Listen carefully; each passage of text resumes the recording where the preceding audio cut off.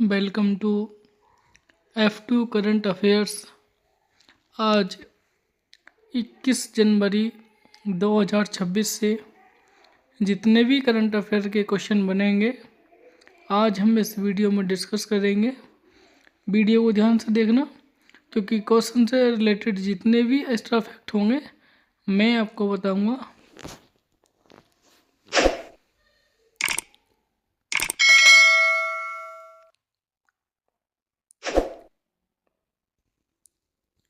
पहला क्वेश्चन है, गणतंत्र दिवस परेड 2026 में पहली बार किस नई गश्ती कमांडो बटालियन का प्रदर्शन किया गया? इसका ऑप्शन है सी, भैरव बटालियन। इसका नया गठन किया गया इस बटालियन का।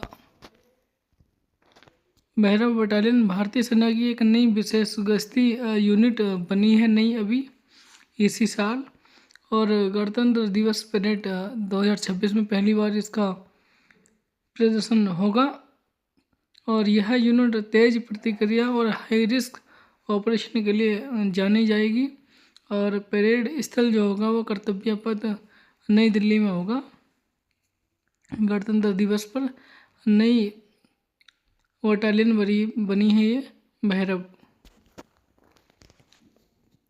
संयुक्त सैन्य अभ्यास इंस्पायर्ड गैम्बिट 2026 किन दो देशों के बीच आयोजित किया गया?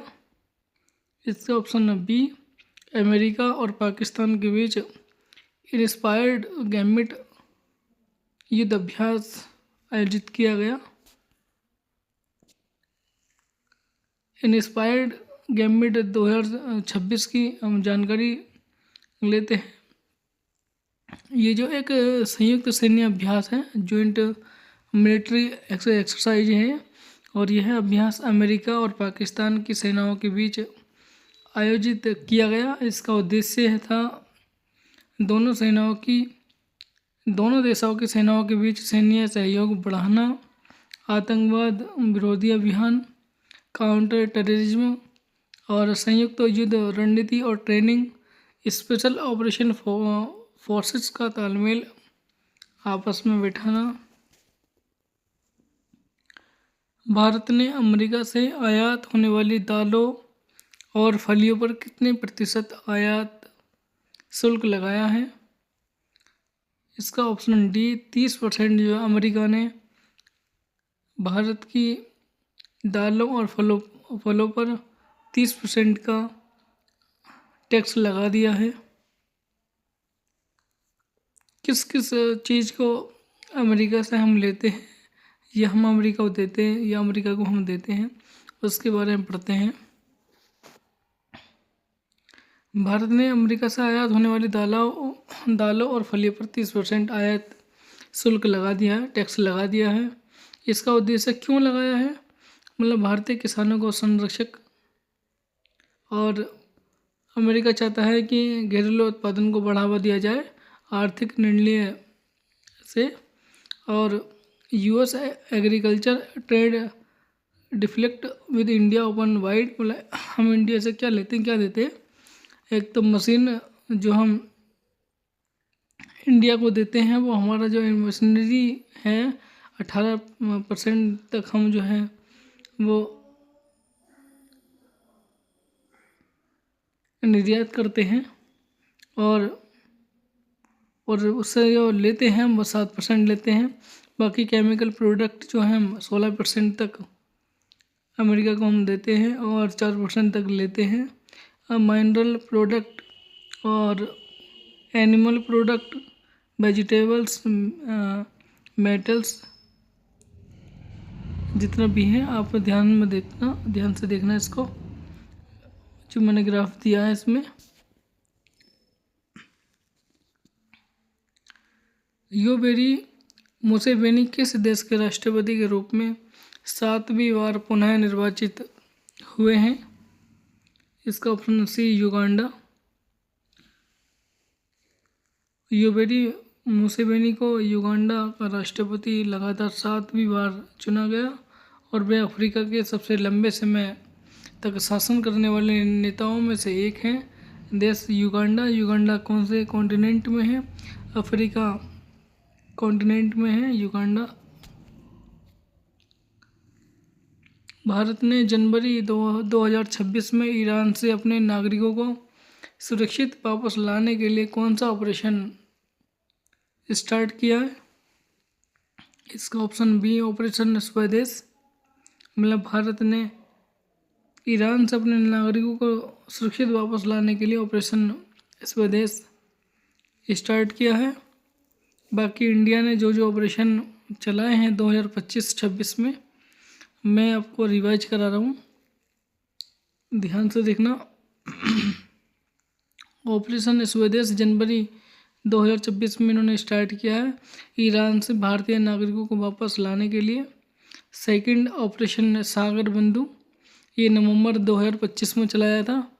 क्यों चलाया था? चक्रवात दितवाह से प्रभावित श्रीलंका की सहायता हेतु के लिए चलाया था।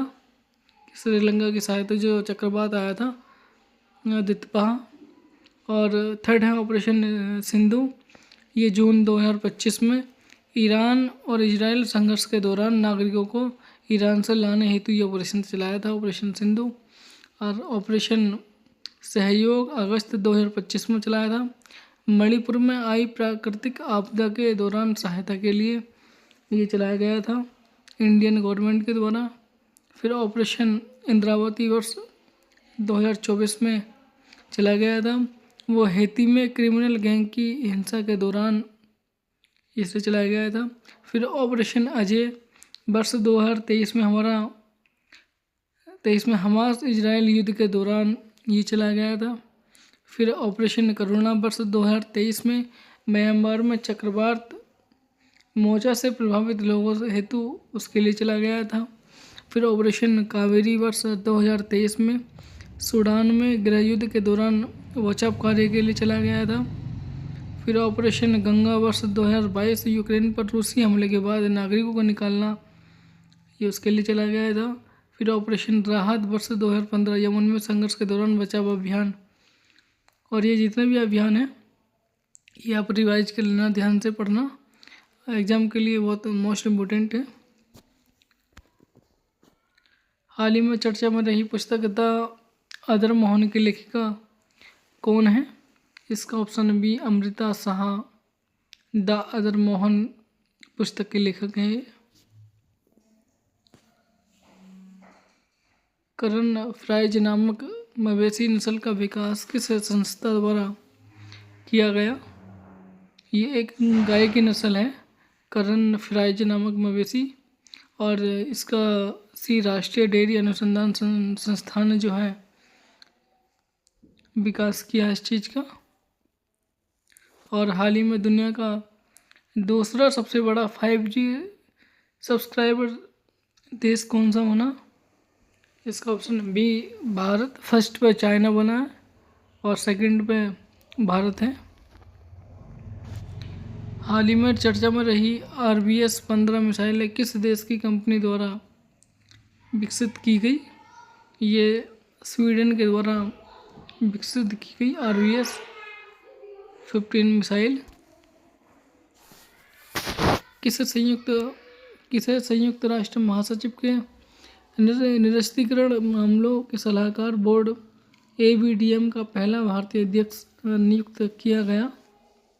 इसका ऑप्शन DV वेंकटेश वर्मा को जो है संयुक्त राष्ट्र महासचिव के निरस्त्रीकरण मामलों के सलाहकार बोर्ड का पहला भारतीय अध्यक्ष नियुक्त किया गया। सुप्रीम कोर्ट ने संविधान के किन अनुच्छेदों की व्याख्या करते हुए यह व्यवस्था दी कि अनारक्षित सीटें सभी श्रेणियों के मेधावी उम्मीदवारों के लिए खुली हैं? ये कौन सा अनुच्छेद से जो है कनेक्टेड है? यह है अनुच्छेद 14 और 16 आर्टिकल, और इसका ऑप्शन बी सही रहेगा। हाल ही में भारतीय रेलवे का सर्वोच्च सम्मान किसे दिया गया? यह है वंदना सिन्हा को जो है भारतीय रेलवे का सर्वोच्च सम्मान दिया गया। इसका ऑप्शन बी। हाल ही में किस राज्य ने अपना परिवार अपना सहारा योजना की शुरुआत की?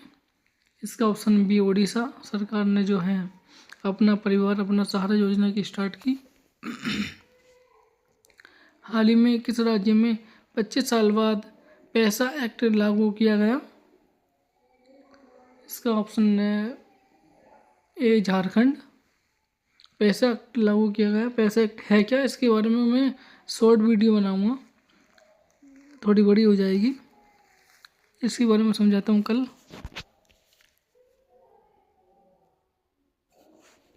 हाल ही में स्पुतनिक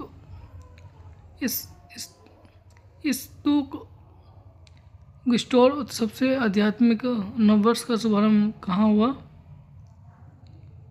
इसका ऑप्शन सी लद्दाख में जो है ये उत्सव नया है।